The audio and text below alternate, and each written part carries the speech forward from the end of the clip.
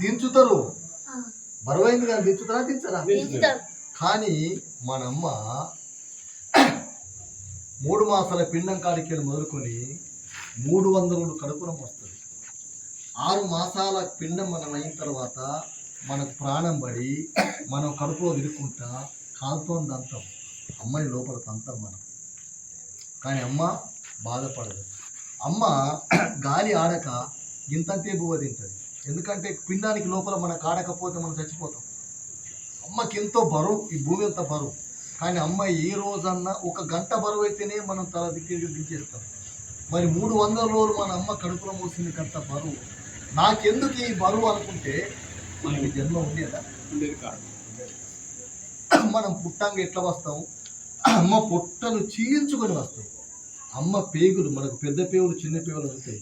అమ్మ పేగులు మన మెడకు పడతాయి, మెడకు చుట్టుకొని వస్తాం. మన ఈ బొడ్డు ఉంది కదా, ఈ బొడ్డుకున్న అమ్మ పేగులకు లింక్ ఉంటుంది. ఆ పేగులతో వస్తాం. అంటే అప్పుడు అమ్మ ప్రాణాలు పోయే పరిస్థితి. కానీ అమ్మ ఏమనుకుంటున్నట్టే, నా ప్రాణం పోయినా పర్వాలేదు, నాకు పుట్టే కొడుకో బిడ్డో బతకాలి అని మొక్కుతుంది అమ్మ. తన ప్రాణమైన పర్లే అంటే బయటకు వస్తాం. బయటకు వచ్చే అమ్మ సోదపి పడిపోద్ది.